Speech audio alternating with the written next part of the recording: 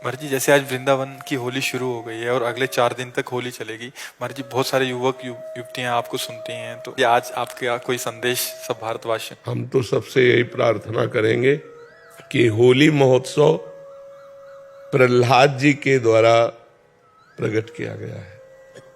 जब प्रहलाद जी किसी भी प्रकार हिरण्यकश्यप के मारने से नहीं मरे, तो उसकी बहन होलिका थी।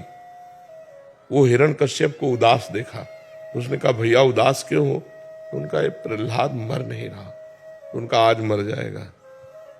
लकड़ी का बहुत सा ढेर लगाया जाए और उसमें लेकर हम प्रहलाद को बैठ जाएंगे, तो हमें अग्नि से वरदान मिला है, एक पट, शीतल पट, जिसको हम मोड़ लेंगे तो हमारा रोम भी नहीं झुलसेगा और प्रहलाद मर जाएगा। बड़ा प्रसन्न हुआ हिरण्यकश्यप। उसने बहुत लकड़ी का पहाड़ लगाया, उसमें ऐसा बनाया जिसमें प्रहलाद जी को लेकर उनकी बहन बैठ गई। प्रहलाद जी की बुआ हुई, हिरण्यकश्यप की बहन। आग लगा दी गई, तो भगवान की कृपा से ऐसी वायु चली कि शीतल पट प्रहलाद जी के ऊपर आ गया और वो जलकर राख हो गई।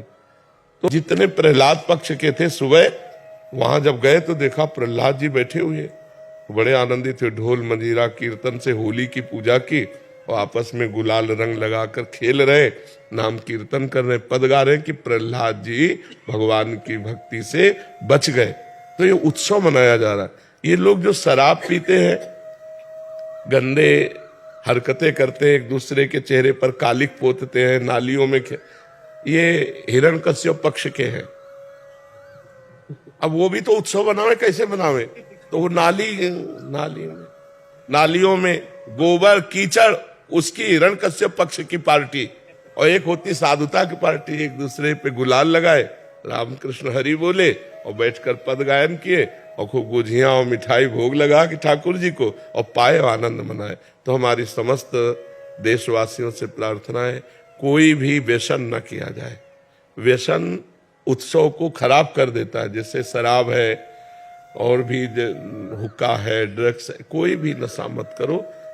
फ्रेश माइंड से भगवान का नाम जप करते हुए, पद गायन करते हुए होली का आनंद लो। नशे में होली का आनंद थोड़ी होता, नशे में तो मूढ़ता छा जाती है, मूढ़ता में आनंद कहाँ। तो कोई भी नशा इस होली उत्सव में ना किया जाए और हम आनंद पूर्वक भाईचारा बनाते हुए एक दूसरे का सम्मान करें, प्यार करें। जो हमसे दुश्मनी मानते हैं, होली के दिन हम उनके भी घर जाएं और उनके गुलाल लगावें और उनसे प्यार करें। हमारा एक भी दुश्मन विश्व में ना हो, यही सबसे बड़ी हमारी प्रार्थना है।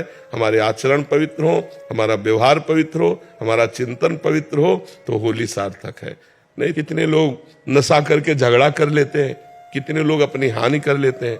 अच्छा, आंख कितनी सूक्ष्म वस्तु है, उसकी आंख में अगर देखने में कमी आ जाए या चोट लग जाए, गुलाल तो गुलाल कीचड़ फेंकते हैं, कपड़ा फाड़ देते हैं, शराब पिए, उद्दंडता, ये सब ठीक नहीं। ऐसा होली उत्सव न मनाए जो सभ्यता के खिलाफ हो, समाज के खिलाफ हो, हमारे धर्म के खिलाफ हो, अध्यात्म के खिलाफ हो।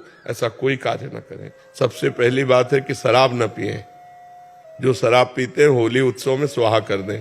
और दूसरी खास बात है, मांस न खाएं, क्योंकि आप भले जीव हत्या नहीं करते, लेकिन आप हिस्सेदार हुए, क्योंकि आप खरीद के लाते हो और खाते हो, तो आप हिंसक ही माने जाओगे। तीसरी बात, किसी माता बहन की तरफ गंदी दृष्टि मत देखो, जैसे तुम्हारी बहन ऐसे दूसरे की बहन। तो आप पवित्र ब्रह्मचर्य रहिए और जो अपनी पत्नी है उसी पे अनुराग कीजिए। ये 3 बातें छोड़ने की कोशिश कीजिए: शराब, मांस, व्यभिचार।